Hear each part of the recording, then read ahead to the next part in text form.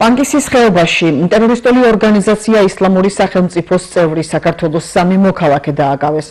ამოღებულია ცეცხლსასროლი იარაღები, ასაფეთქებელი ნივთიერება, საბრძოლო მასალა და ტექნიკა. ამის შესახებ სახელმწიფო უსაფრთხოების სამსახურის უფროსის პირველმა მოადგილემ ლაშა მაღრაძემ ბრიფინგზე განაცხადა. გამოძიებით დადგინდა, რომ დაკავებული პირები ორგანიზაცია ისლამური სახელმწიფოს რიგებში გაერთიანდნენ და ტერორისტული საქმიანობის განხორციელების მიზნით უცხო ქვეყნიდან გარკვეულ მითითებებს იღებდნენ. დანაშაული 10-დან 17 წლამდე თავისუფლების აღკვეთას ითვალისწინებს. საქართველოს სახელმწიფო უსაფრთხოების სამსახური ჩვენი ქვეყნისა და თითოეული მოქალაქის უსაფრთხოების დაცვის მიზნით განაგრძობს ბრძოლას საერთაშორისო ტერორიზმის წინააღმდეგ.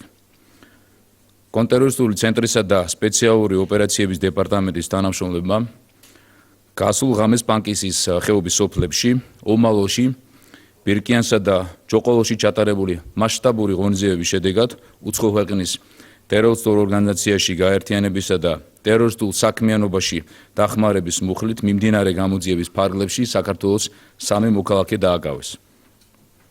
გამოძიებით დადგინდა, რომ დაკავებული პირები გაერთიანდნენ ტერორისტული ორგანიზაცია ისლამური სახელმწიფოს რიგებში და ტერორისტული საქმიანობის განხორციელების მიზნით უცხო ქვეყნიდან იღებდნენ გარკვეულ მითითებებს. ისინი პანკისის ხეობაში ტერორისტული ორგანიზაციის მხარდამჭერი ეგრეთ წოდებული ჯამაათის ჩამოყალიბებას და ტერორისტულ საქმიანობაში სხვა პირების ჩართვას ცდილობდნენ, რისთვისაც სხვადასხვა ლოკაციაზე აწყობდნენ ფარულ კონსპირაციულ შეხვედრებს და ეწეოდნენ ტერორისტული იდეოლოგიის პროპაგანდას. მიმდინარე გამოძიების ფარგლებში მოსამართლის განჩინების საფუძველზე დაკავებულებისა და მათთან შემხევლობაში მყოფი სხვა პირების მიმართ მიმდინარეობდა ფარული საგამოძიებო მოქმედებები და ტარდებოდა შესაბამისი სამართლებრივი ოპერატიულ-სამძებრო ღონისძიებები.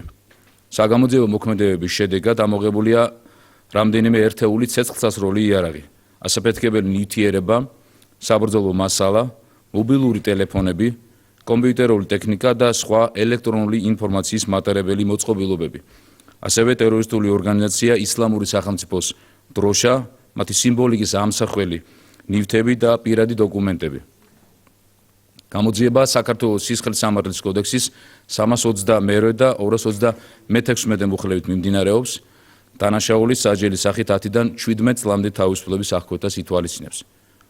აღნიშნულ საქმეზე გრძელდება გამოძიება დანაშაულში ჩართული სხვა პირების გამოვლენისა და მათი სისხლის სამართლებრივ პასუხისმგებაში მიცემის მიზნით.